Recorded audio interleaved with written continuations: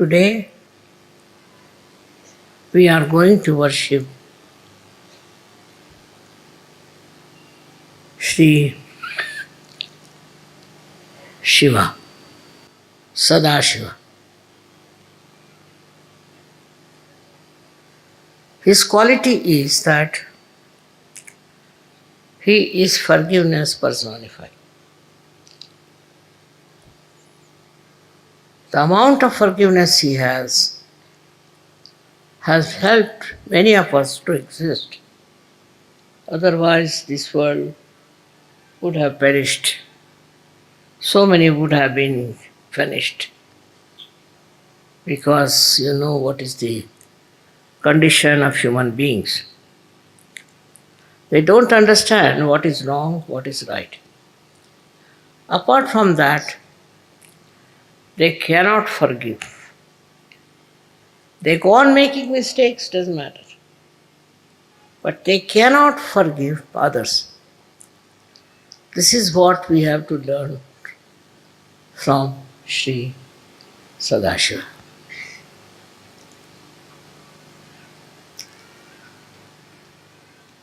आज हम लोग श्री सदाशिव की पूजा करने वाले हैं। इनका विशेष स्वभाव ये है कि इनकी क्षमाशीलता इतनी ज़्यादा है कि उससे कोई इंसान मुकाबला नहीं कर सकता। हर हमारी गलतियों को माफ़ करते। वो अगर न करते तो ये दुनिया ख़त्म हो सकती थी, क्योंकि उनके अंदर वो भी शक्ति है जिससे वो इस सृष्टि को नष्ट कर सकते। इतने क्षमाशील होते हुए भी ये शक्ति उनके यहाँ जागृत है और बढ़ती रहती। इसी शक्ति से जिससे वो क्षमा करते हैं, उसी के परिपाक से या कहना से अतिशयता से फिर वो इस संसार को नष्ट भी कर सकते। तो पहले तो हमें उनकी क्षमाशीलता सीखनी चाहिए।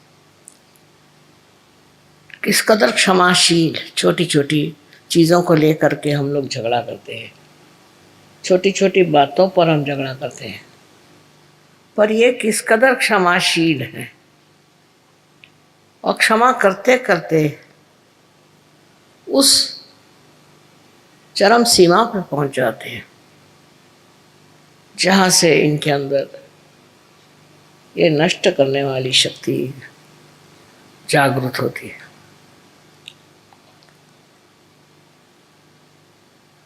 इसी से वो अपने को नष्ट भी कर सकते, इस सारे ब्रह्मांड को नष्ट कर सकते।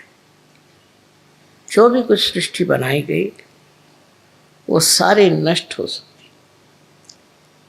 इसलिए हम लोगों को याद रखना चाहिए कि अगर हम क्षमा करना नहीं सीखेंगे, अगर हमारे अंदर क्षमाशीलता नहीं आएगी, तो हमारे अंदर एक दिन बहुत ज़्यादा नष्ट करने की शक्ति आ जाएगी। हम ही लोग अपने ही लोगों को नष्ट करेंगे। इसलिए हर समय दक्ष रहना चाहिए, पता लगाना चाहिए, नज़र रखनी चाहिए कि हम बेकार में तो लोगों पे नाराज़ नहीं होते, बेकार में हम दूसरों के साथ दुष्टता तो नहीं करते। किसी भी हालत में आपको अधिकार नहीं कि आप किसी पर नाराज हो। जब शिव नहीं होते तो आप क्यों होते? लेकिन इंसान बहुत ज़्यादा नाराज होता है। इतने तो कोई जानवर भी नहीं होते। कोई वजह ना हो तो जानवर कुछ नहीं करता। इसी प्रकार जब हम छोटी छोटी बातों पर बिगड़ते हैं तो याद रखना चाहिए कि एक शक्ति है शिव की, वो भी हमारे अंदर कार्यान्वित है, और वो यही है कि हम जब दूसरों पे बात बात में बिगड़ते हैं, बात बात में नाराज होते हैं, उनकी कोई चीज़ हम क्षमा नहीं कर सकते, तो फिर ऐसे इंसान क्या कहाँ पहुँच सकते हैं। जहाँ जहाँ बड़े युद्ध हुए हैं, जहाँ जहाँ बड़ी आफतें आई, वहाँ पर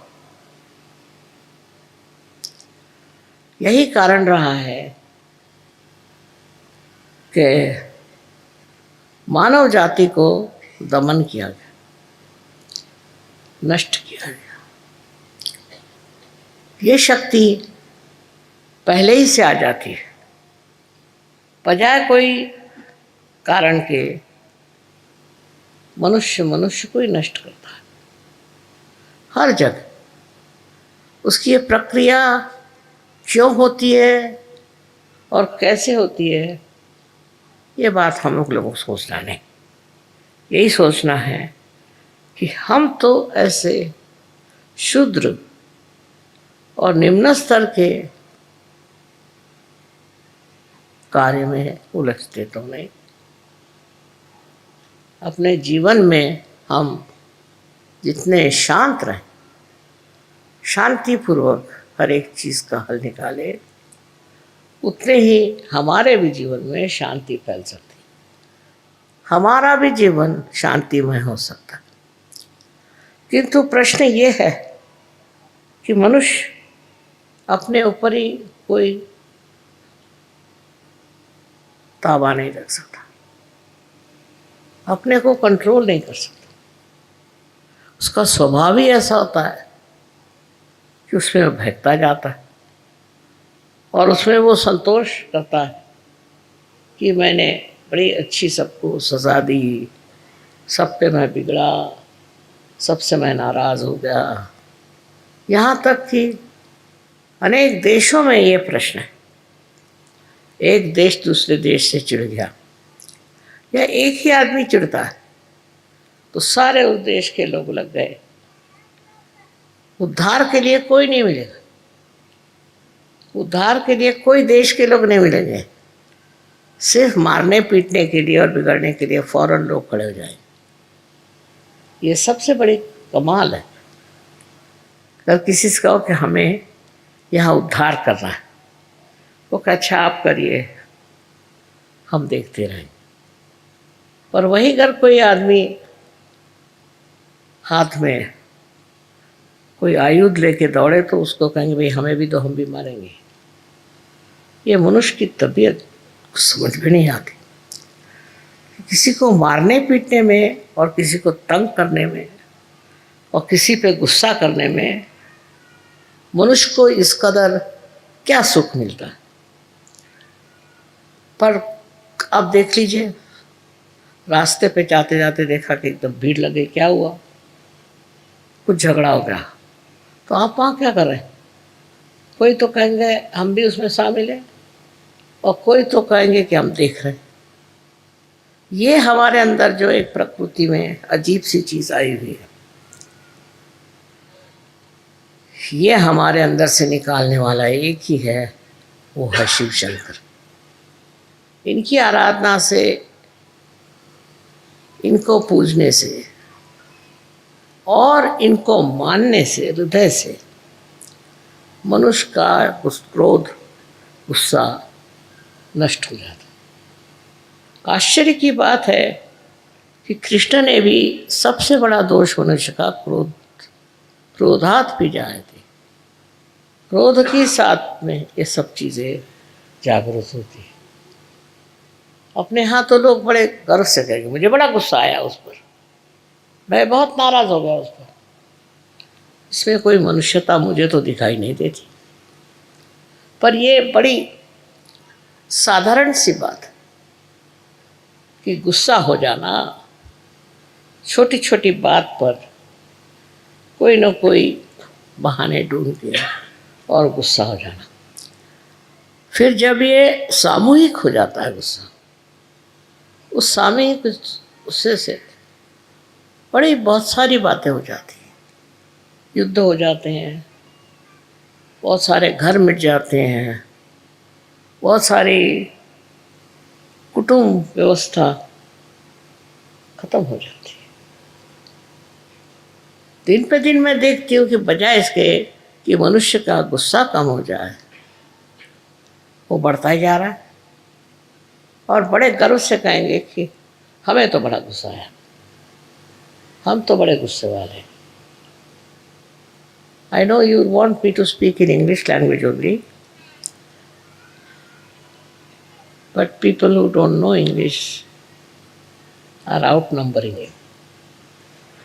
What I am trying to say, that it's very important to understand when you are worshipping Sri Shiva Shankar, that he is the complete embodiment of forgiveness. He forgives. He forgives everything very sweetly, as one would forgive one's own children. He forgives. He doesn't get angry. He's not that easily perturbed. Also, we have certain amount of prejudices. For example, a woman in India, if she speaks, then people don't like it. A woman should not speak. A man can speak. And a woman can never beat. A woman can never beat a man, even if the man kills the wife. That is the criteria of a good wife in India, or a good woman. So you can imagine how men are getting towards their discretion. All this kind of concession that is given is very dangerous. Is the destructive of the whole community. Same I have seen abroad. There are people who go on beating their wives, killing their wives. I don't know, all kinds of things. Because they have married somebody, they think they have every right to expect everything good from their wives, while they may not be at all good. And they go on torturing their wives. Not only that, but in the school, the teachers. They treat the students so badly, the students pick it up. And later on, they carry on the tradition of beating others and troubling others. So every time you say, I get very angry, tell yourself, you are on the wrong path. I have told so many times to so many of you that to boast of your anger is the worst thing, because it is like boasting about your sins you are committing. These are the sins. I can understand some people who are drunkards, or some who are mad, or some who are out of their minds. But a person you'll find very, very sensible otherwise can be very ferocious, can be very dangerous. It is difficult to say from where do you get these qualities, because none of the divine personalities had this kind of thing. For no rhyme and reason, they won't lose their temper. And even if they do, it has to be a very strong reason up to the point of destruction. But I can understand them because they have to maintain this world and they have to look after the people who are supposed to be human beings. But sometimes I've seen human beings are even worse than animals. They get provoked for nothing at all. What is the reason? Why are you angry? They'll give you an excuse which is absolutely unreasonable. In this world, you have come to enjoy peace and joy. Without peace, you cannot joy. If you cannot give peace to others, how can you have joy? And the way people treat others in such a contemptuous manner, it's very surprising. What do they think of themselves? Why should they think so low about other people? It's beyond understanding to see a man losing temper on small things. But actually they are cowards. If it comes to some facing some real problem in life, they recede back. Then they cannot come forward. This is the biggest tragedy of the whole thing. हमारे देश में भी लोग गुस्से वाले आदमी को पहचानते हैं। बस्ती में उसका नाम हो गया गुस्से वाला, ये गुस्सेला है, ये गुस्साड़ा है, ऐसे नाम उसके होते हैं और ऐसे आदमी से दूर ही रहना चाहते हैं। ठीक है, किसी ने गलती कर उसको माफ़ कर दीजिए। किसी ने कुछ ऐसा भी काम किया है जो नहीं करना चाहिए, उसे भी माफ़ कर दीजिए, क्योंकि कल ऐसा अगर आप काम करें, आप करें, तो आप किसकी सज़ा लेंगे? कौन आपको सज़ा देगा? इसलिए यही समझ लीजिए कि हम सहयोगियों को बिल्कुल अधिकार नहीं कि हम किसी को सज़ा दें और उनको शिक्षा दें। बहुत से लोग तो मैंने देखा बड़े खोपड़ी पर जमा हो जाते। शिव जी को जिसने मान लिया वही असली पार है। शिव जी का स्वभाव जिसके अंदर आ गया वही असली है और उसके प्रोटेक्शन के लिए भी शिव जी है। जो आदमी सीधा सरल स्वभाव से ही है, उसको घबराने की कोई बात ही नहीं। उसको संभालने वाले शिव शंकर, उसको देखने वाले शिव शंकर। तो इस वजह से आपको उसमें इतना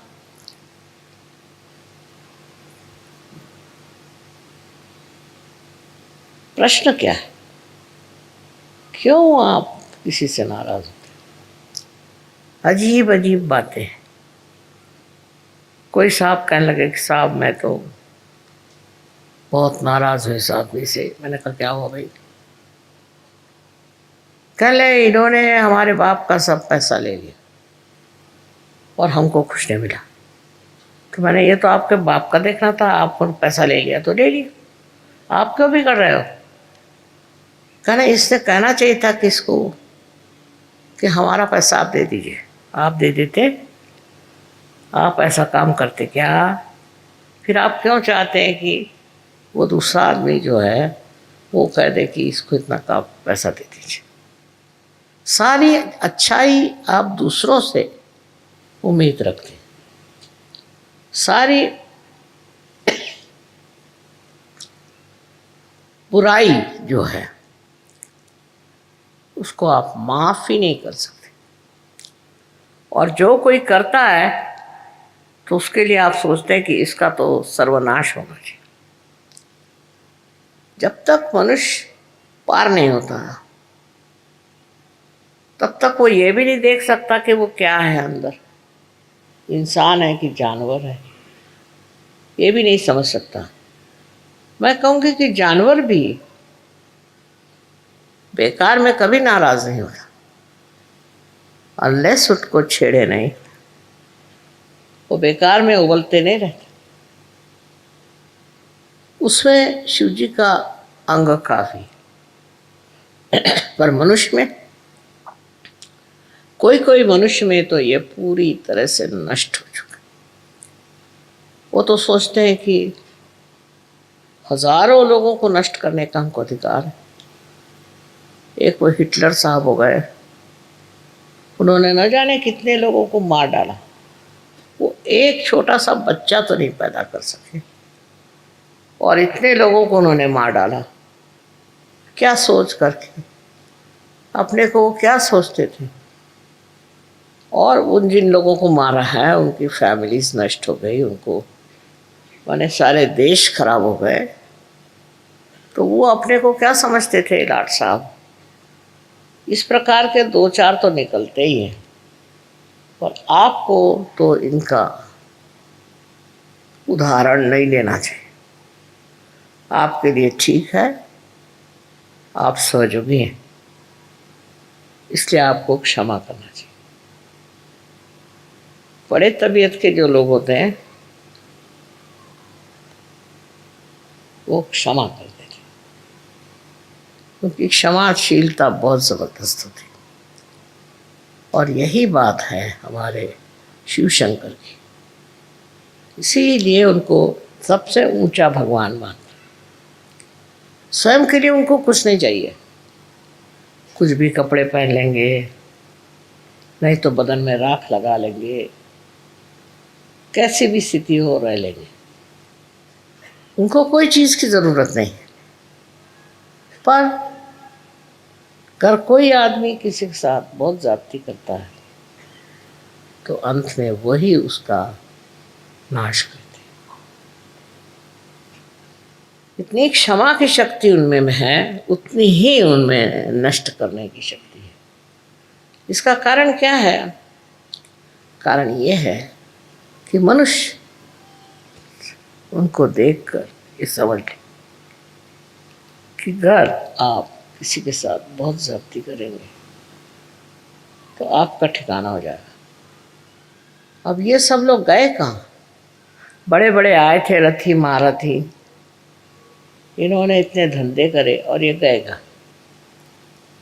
इनका बड़ा नाम था, बहुतों को मारा, बहुतों को खत्म किया, बहुत से देश के देश खत्म कर दिए। आज वो है कहाँ? उनका कोई फोटो भी नहीं लगाता, उनका पुतला तो खड़ा करना छोड़ दीजिए, उनकी शक्ल नहीं देखने जाते लोग। इस तरह का चरित्र आपको अपना नहीं बनाना चाहिए। थोड़ी देर तो ये समझ लीजिए कि आपके नाराज स्वभाव से हो सकता है कि लोग आपसे डरें और डर के मारे बहुत से काम करें। पर जो काम डर के साथ होता है उसमें क्या मज़ा है, उसमें क्या विशेषता है? एक सोचने की बात है कि आपने कितने लोग दुनिया में जोड़े हैं आपने, और कितने लोगों को नष्ट कर दिया, कितने लोगों से झगड़ा हो गया। कोई कोई लोग होते हैं उनका तो धर्म है झगड़ा करना, उठे बैठे झगड़ा करना। कोई तो भी उनके अंदर एक लालसा होती है, सवेरे से झगड़ा हुआ, दिन में उससे झगड़ा हुआ, शाम को उससे झगड़ा हुआ। ऐसा स्वभाव जिस आदमी का हो जाए उसे तो लोग भागते हैं। वो अगर सामने से आते दिखाई देंगे तो लोग उड़ जाएंगे दूसरे रास्ते। इससे प्रेम नहीं बढ़ सकता। सहयोग तो पूरा प्रेम का कार्य है। इसमें देखिए हमें बड़े बड़े उदाहरण, ईसा मसीह ने सूली पर चढ़कर कहा था कि हे प्रभु इनको क्षमा कर, क्योंकि जानते नहीं क्या कर रहे। इसी प्रकार हमारे अंदर अगर क्षमाशीलता आ जाएगी तो हम भी शिव जी का क्या कहना चाहिए कि शिव जी का सामर्थ्य को प्राप्त करें, उनके गुणों को प्राप्त करें। गुस्सा करना, नाराज होना, ये तो कोई खास चीज़ नहीं।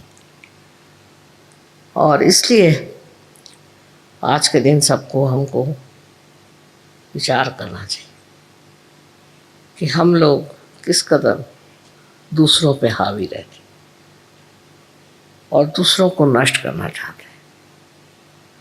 खासकर हमारे देश में तो मर्दों ने बहुत जुल्म ढाए औरतों पे और अब भी कर रहे हैं। उसमें सहयोगी को नहीं फंसना चाहिए, ये बेकार की चीज़ है, इसका कोई अर्थ नहीं लगता।